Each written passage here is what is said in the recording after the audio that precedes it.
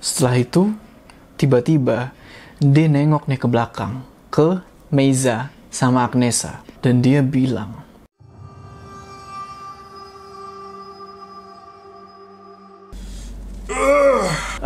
kangen nge-gym gue. Assalamualaikum teman-teman, balik lagi sama gue Joe. Apa kabar kalian semua? Semoga kalian semua yang menonton video ini diberikan kesehatan, dilancarkan rezekinya, dan selalu dimudahkan urusan-urusannya, dan selalu dilindungi dari wabah yang sedang melanda dunia saat ini.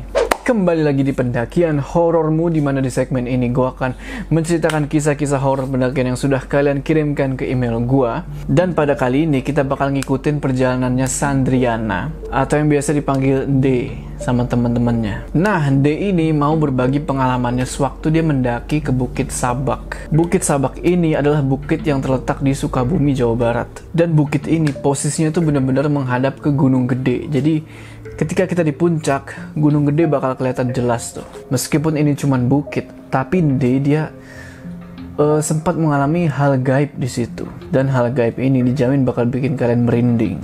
Mau tahu gimana ceritanya? Tonton video ini terus. Sebelum kita masuk ke cerita, jangan lupa kalian like video ini, dan bagi yang belum subscribe, ayo subscribe sekarang ke channel ini supaya kalian gak ketinggalan cerita-cerita horor selanjutnya. Udah siap ya? Mode horor aktif. Jadi D, Meiza, Azka, Agnesa, Ajat, Isal, Eki, dan Adit adalah mereka ini sahabat dari SMA. Mereka sering main bareng, jalan-jalan keluar kota dan sebagainya. Sebenarnya selain mereka berdelapan, masih ada lagi tuh beberapa teman lain yang emang sering kumpul bareng. Tapi pas tanggal itu, tanggal 14 Oktober 2015, cuman ada mereka berdelapan yang kumpul. Nah, mereka berdelapan ini akhirnya mutusin buat pergi ke Bukit Sabak. Penasaran mereka sama keindahan Bukit Sabak. Dan juga kebetulan Eki sama Adit ini dua orang pendaki yang sudah pengalaman lah. Mereka nyaranin buat mendaki ke Bukit Sabak aja, secara medannya nggak terlalu sulit. Akhirnya besok tanggal 15 Oktober, mereka sepakat buat berangkat ke bukit itu. Singkat cerita, mereka milih rumah Ajat sebagai titik pertemuan awal. Dan mereka rencananya mendaki itu sehabis zuhur. Tapi, karena mereka pada ngaret, akhirnya mereka baru berangkat dari rumah Ajat itu sekitar jam 4 sore. Azka nanya, "Wah, nggak kesorean nih?" "Nggak apa-apa ayo, aku ingin banget ke Bukit Sabak." D emang udah lama pengen ke Bukit Sabak karena penasaran sama keindahannya. Setelah semua perbekalan kayak makanan dan minuman udah siap, berangkatlah mereka jam 4 sore pakai motor.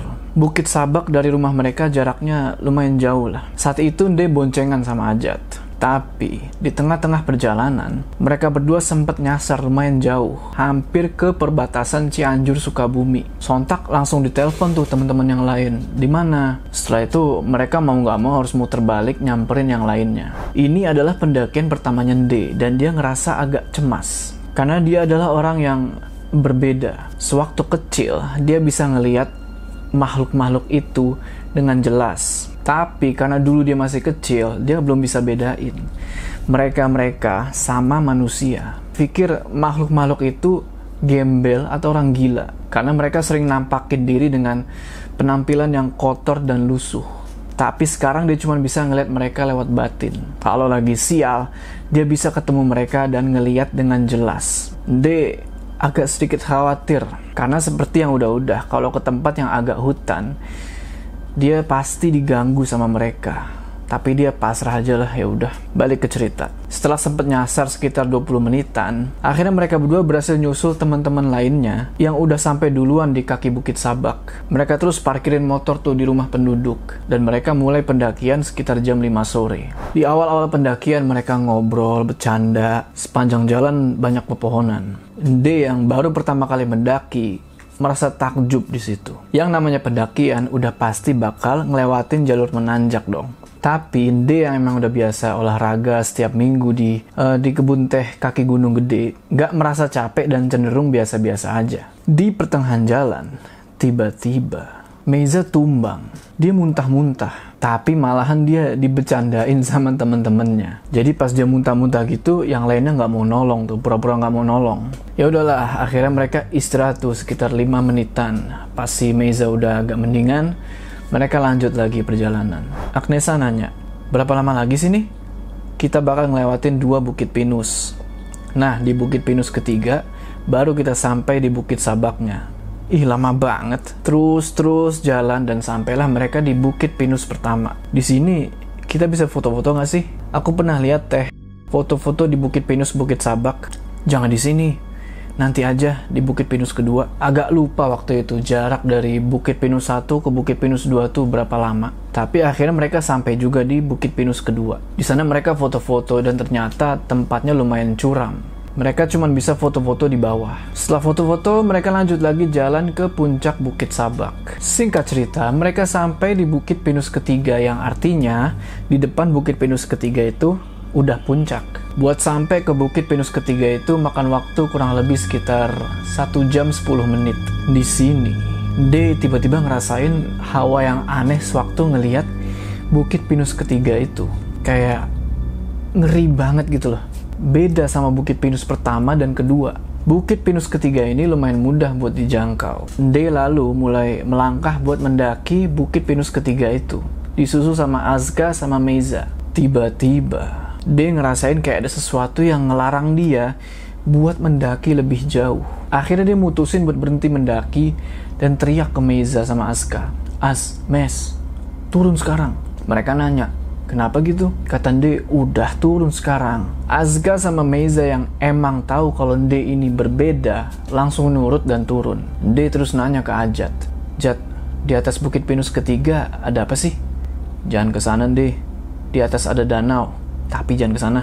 Ya udahlah kan, mereka semua turun dari kaki Bukit Pinus ketiga dan main-main di puncak. Emang bener, indah banget itu puncak. Dan di sana udah disediain tempat buat ngecamp. Dia mikir, wah asik nih kalau ngecamp di sini.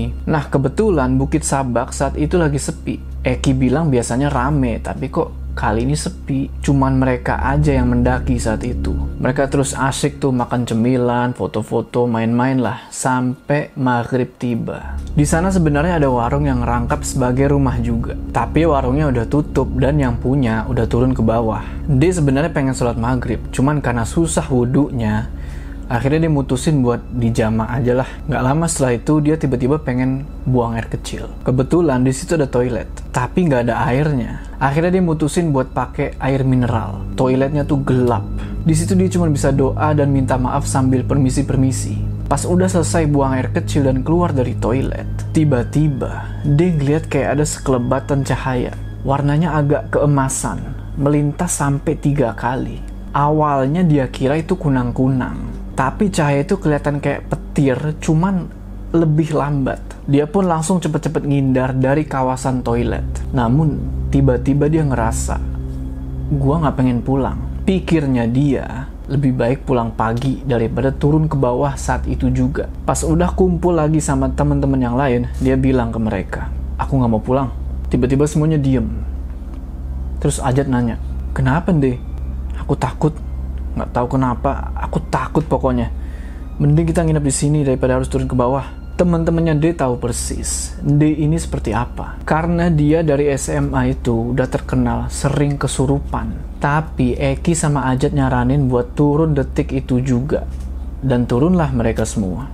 Mereka turun sekitar jam 7 malam. Awal-awal turun ya mereka biasa aja. Ketawa-ketawa sambil nurunin jalan yang licin. Tapi bukan licin karena becek ya. Sampai jatuh-jatuh mereka. Tapi di sini lagi-lagi D ngerasa ada yang aneh. Ingat sama cahaya kuning keemasan yang dia lihat di toilet? Nah, cahaya ini muncul lagi. Tapi kali ini cahayanya itu bikin dia pusing dan akhirnya dia ambruk pingsan. Pas D buka mata, ternyata dia udah ada di tanah yang agak landai. Dia sadar, pikirannya sadar, tapi dia nggak bisa ngendalin diri. Fisiknya dia nggak bisa dia kendaliin. Tiba-tiba, dari mulutnya D ngeluarin cekikikan khas Miss K. Kalian tau lah, semua teman-temannya panik dan langsung baca doa. D tiba-tiba berdiri dan dia jalan cepet banget ke arah turun bukit. Dia langsung dihadang tuh, dan langsung dipegangin sama Eki dan Ajat. D waktu itu lupa-lupa inget, tapi yang dia tahu dia nggak ngomong apa-apa. Nah yang bikin bingung itu, kan jalannya menurun dan lumayan curam, tapi nggak tahu kenapa dia mulus-mulus aja tuh turunin trek itu. Ajat bilang, Ki, pegangin Ki, takut dia ke jurang itu. Iya ini aku pegangin. Kenapa jalan jadi cepet gini? Orang jagain di belakang. Tiba-tiba keluar suara dari mulutnya Nde. Azka. Azka terus jawab dong. Iya Nde. Nah keluar lagi nih suara. Hayang kak si Azka. Azka bilang lagi, iya Nde, ini aku. Jadi Azka belum tahu dia, belum ngeh kalau itu bukan si Nde. Si Azka pelan-pelan nyamperin Nde dari belakang. Tiba-tiba Nde bisa ngendalin dirinya dan langsung teriak. Azka, jangan deket-deket aku. Cepet kamu lari duluan ke bawah. Dia teriak kayak gitu karena dia ngerasa kalau ada bahaya yang bakal ngancem si Azka. Ngedenger itu, Adit langsung megang tangannya si Azka dan langsung bawa dia turun duluan ke bawah. Setelah itu, D kembali kehilangan kontrol atas dirinya dan teriak-teriak lagi manggil nama Azka. Azka, Azka. Oh, ngaranna Azka. Eki nanya, kenapa kamu mau ke Azka? Mirip anak saya. Kenapa harus Azka? Sengit. Meiza sama Agnesa ngikutin di belakangnya D. Tiba-tiba D ngelakuin gerakan kayak nyisir.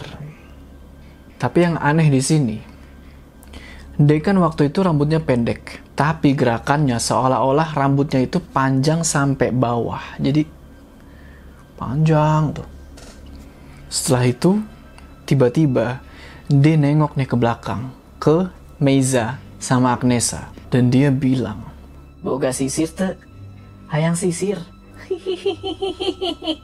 Meiza langsung teriak, gak punya. Singkat cerita, alhamdulillah gak tahu gimana caranya, mereka sampai juga tuh di bawah. Terus mereka pergi ke rumah warga yang kebetulan merangkap jadi warung. Teman-teman yang lainnya minta tolong supaya D ini disembuhin karena dia masih cekikikan gak jelas. Sialnya, ustadz yang harusnya ada di situ lagi pergi pengajian. Dan mereka juga baru sadar kalau malam itu malam Jumat.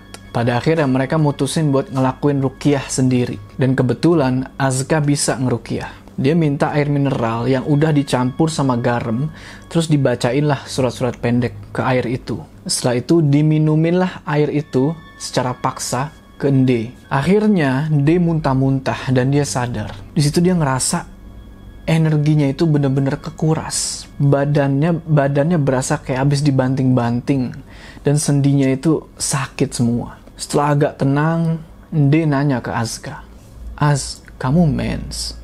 Azka bilang, iya aku mens. Mereka semua serentak langsung, oh pantesan.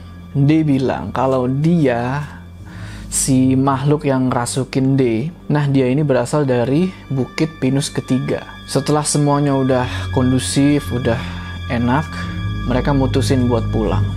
Tapi nggak ada yang berani langsung pulang ke rumah masing-masing.